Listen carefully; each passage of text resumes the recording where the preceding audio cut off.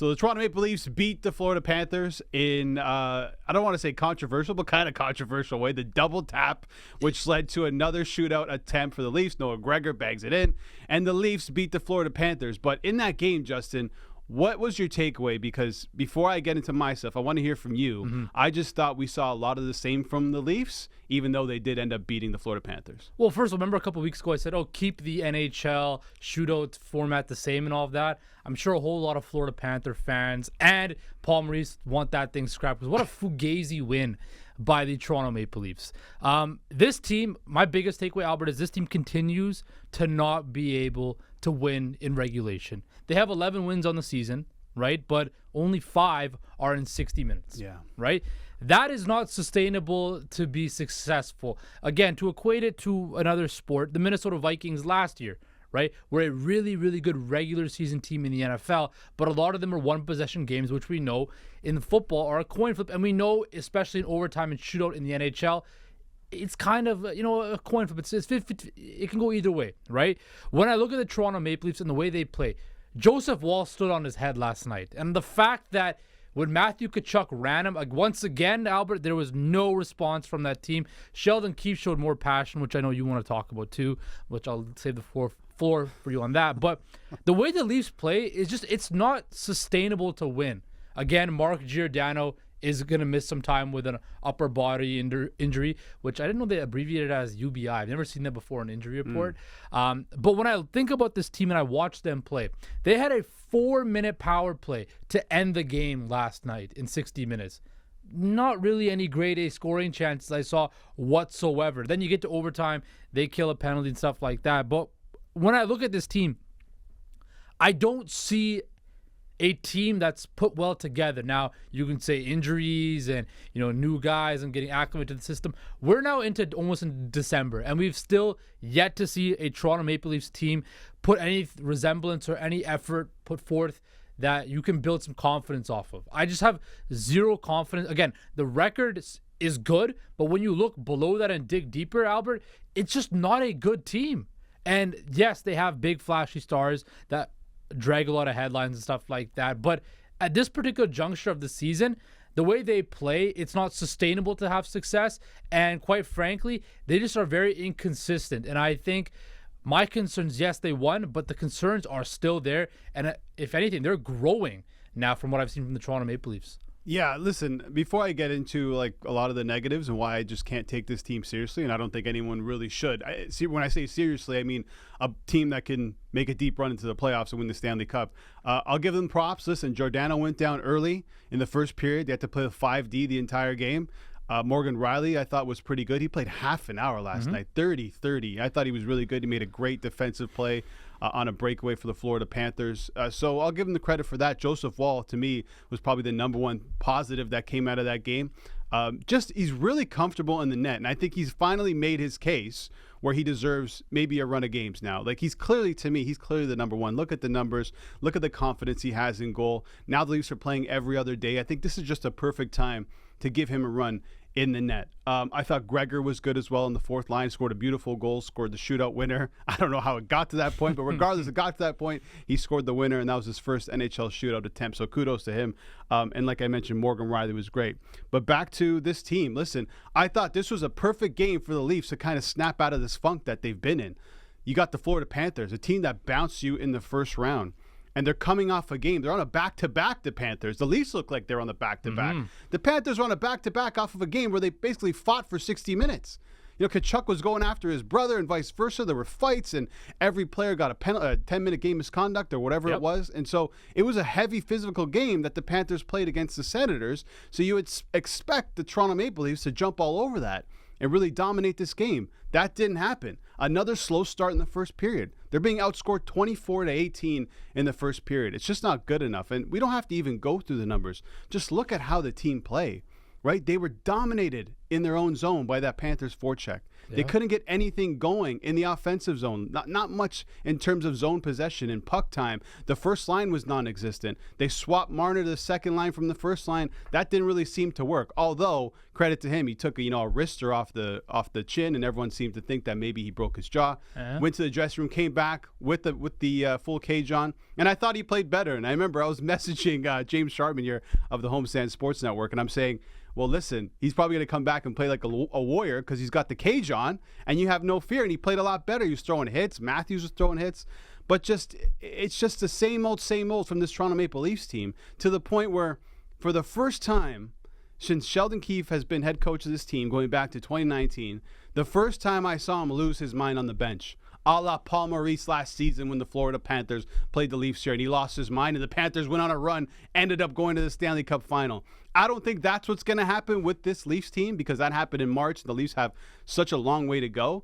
But what that tells me is that he's sick and tired of this team showing next to no character, next to no fight against a team that bounced them and beat them up in the playoffs, where the Leafs had no answer for anything, even all the scrums. I think of Marner getting punched in the face. I think of Matthews picking up sticks. No one standing up for the defenseman. No one standing up for their goaltender. It's the same old thing. And also, Keefe is probably starting to feel the heat. Like, hey, guys, we're middle of the pack right now. Detroit's getting better. Ottawa's not great, but Buffalo's a good team. Boston's good. The Panthers are dominating. They've missed two of their key guys on the fence for most of the season, and this is how you guys show up in this game. I don't want to go all scorched earth here in November, but if I'm talking to all Leaf fans here, just expect the exact same thing to happen come the playoff time. Nothing has changed with this team. There's no characters. There's no fight. They clearly keep talking about wanting to prove themselves after that Boston incident where Marchand took down Liljegren and went in front of the bench and was calling out the bench and no one did anything about it. They're still trying to prove themselves.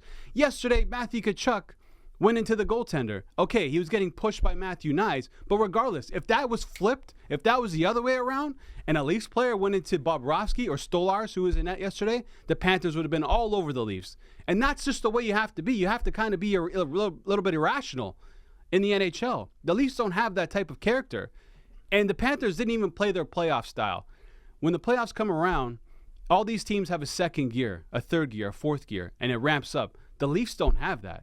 Even if you give the Leafs a 100% healthy roster, they still cannot compete. And this is what frustrates me about this team is it's November, and I can already see the end. Yeah. No, look, when you look at this, you hit every nail on the head perfectly. This team is soft, right? This team likes to come out in the media and say, we're going to change things. Things are going to be different. That's the telltale of the Toronto Maple Leafs. Every single year, whether it's the blown 3-1 lead, whether it's to losing to Tampa on 7 or to Washington, to Boston, whatever. Every year they like to come out there and pontificate and say things are going to be different. But you're exactly right, Albert. The Toronto Maple Leafs are what the Toronto Maple Leafs are.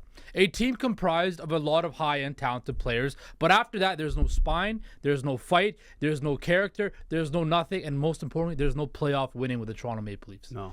Max Domi was brought in to be, a gritty, sandpaper type of guy. He's getting his ass kicked every single fight he's in this season. Right? Well, I'll give him credit, though. At least he stepped So, up. Albert, credit for what? But, Justin, the fight is a fight. If you lose a fight, you lose a fight. But it's a fact that he stood up. What did he do after the fight, though? He got his ass kicked in the fight, but then what did he do afterwards to Sam Bennett? The whole hair thing, right? You lost the fight. Take your loss and just sit in the box, right? Because the Toronto Maple Leafs right now, when they keep on talking and trying to act like things are going to be different, teams just think of them as a bigger and bigger joke. When you look at Paul Maurice and the Florida Panthers, do you think they have any fear of the Toronto Maple Leafs? When you look at the Boston Bruins, do you think in their locker room, when the Leafs come into town or when they come into Toronto on Saturday, do you think they have any fear of the Toronto Maple Leafs whatsoever?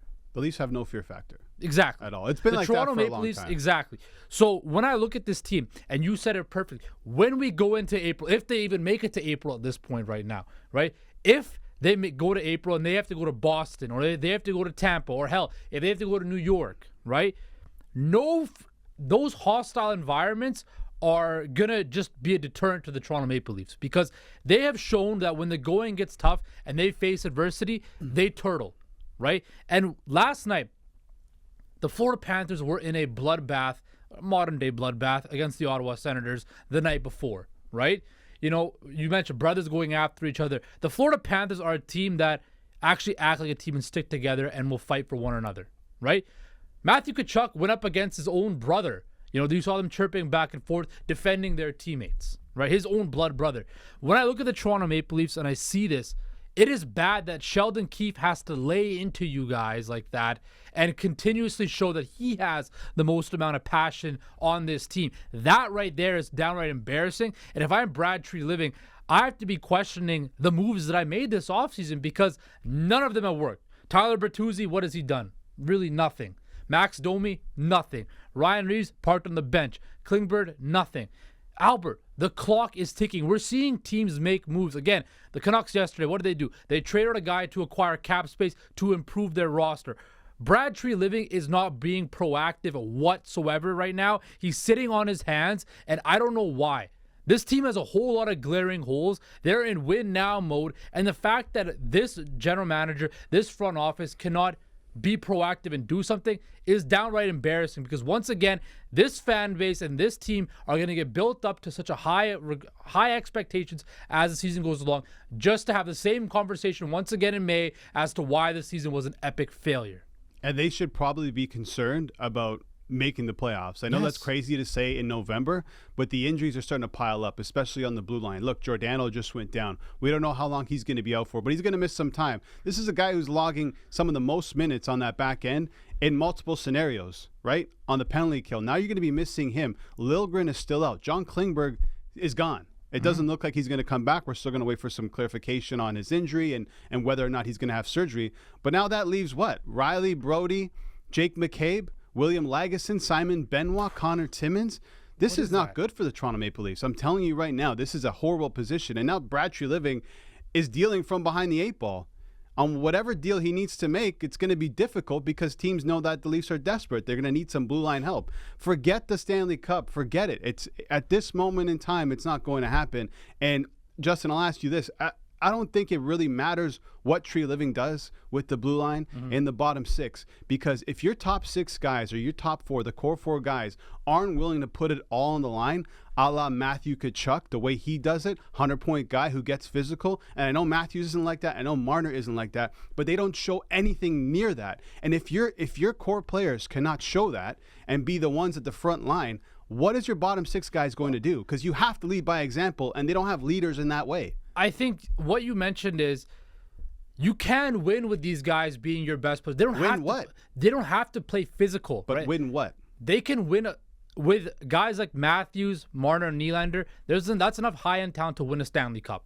I believe that, but it's the secondary pieces, right? Can those guys pick up the physicality? Can those guys do that? Because Matthews, Marner, Nylander are not going to be the guys in the corner. The fact that you have a captain in John Tavares that doesn't do anything, that a lot of times I never notice him on the ice whatsoever. This guy's getting paid $11 million to do what? No, he's had a good season. He's had a good season. But what I'm saying, when the games matter though, Albert, right? When the stakes increase, I don't notice John Tavares whatsoever, right? He is a guy that, again, he's got no personality whatsoever in the locker room. He's not going to hold people accountable in the locker room whatsoever. It's very clear that these other guys come in and they assume more of the talkative leadership role. And I get that's not in John Tavares' personality, but you are the leader of the Toronto Maple Leafs, probably the biggest brand in hockey, one of the biggest brands in hockey, and you can't stand up and be a leader of your team, a lightning rod for your team. No, that's also another problem. He's not. When your captain is going out there and doing things, right, and setting the tone, that gets everybody else involved as well, right? And Albert, when I look at the Eastern Conference landscape right now, teams like New Jersey are going to get healthy and going to, make a run. Pittsburgh is going to, we expect them to be, somewhat better than they are right now. Look, if you look at this Eastern Conference landscape, right now, they have the first wild card spot. They would have to go to to New York to play the Rangers. It's early, right? It's very early, but I'm just saying, if they don't pick it up, they're going to put themselves behind the eight ball and be placed to go to one of the top teams in the Eastern Conference or don't have home ice advantage, which I think they need in the playoffs, especially, as you mentioned, when you have star players that aren't the best when it comes to adversity and playing in hostile environments. So, Albert, you're absolutely right. The pressure is on, and I just think as this team continues to play like this and continues to be same, different day, it's just, again, teams know what the Toronto Maple Leafs are, and the league knows what they are, and I don't think anything's going to change unless Brad Treliving makes a move or wholesale changes have to happen, because this team is just, it is what it is. Yeah, a big move needs to happen. And this is what I mean about, some of the stars in the Leafs not stepping up. Look around the league, okay? Let's look at the Pittsburgh Penguins. Crosby is ready and willing to fight and get dirty, right? One of the best players in the NHL, have been like that way since 2008, 2007, whenever he came into the league. You look at Vegas, Mark Stone, captain, one of the top guys on the team, willing to get into the mix. Edmonton, we saw Connor McDavid step up for Leon Draisaitl and he wanting to scrap. Okay, I'm not saying Matthews and Martin need to scrap, but just get involved. Just get involved. Boston, we see it all the time. Tampa, all of their stars do it. You just don't see that from the Toronto Maple Leafs. So chopping and changing the bottom six, adding to the blue line is not going to do anything. There needs to be some sort of culture reset and culture change. And that may be sending one of those big four away. And I think that's what might need to happen, because this cannot continue. It absolutely in no way can continue. The Leafs will not win like this. It is so clear. It's November, and to me, the season is already over, because the same thing is going to happen come playoff time. Well, I think you're right about they need a culture change. And we've been saying this for how many years they need a culture change. But they continue to just, I don't know if it's ownership. MLSE just wants to keep this core four intact. But when you look at this team, the core four should have been broken up a long time ago, right? The fact that the insanity that this organization believes and continues to believe that a team led by Marner, Matthews, Nylander, Tavares, Riley can win you a Stanley Cup, it's fool's gold, and it's been fool's gold.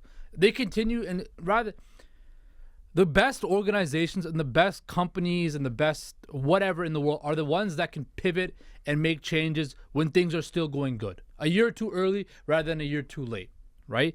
The Maple Leafs are on a trajectory where it's going to be too little too late to get, to move off these guys if they continue this. That's why in this, the next six to 8 months, as we figure out the rest of the season and going towards next season, how does this team pivot? Because a pivot was made last year when Kyle Dubas left, but they need a complete pivot, and that's on the ice as well. You can't keep running back the same big guys and expecting a change. No. So you have to pivot, and it's going to be big because there's a lot of big decisions that have to be made. You kept Matthews, but everything else should be left on the board. Where do you go?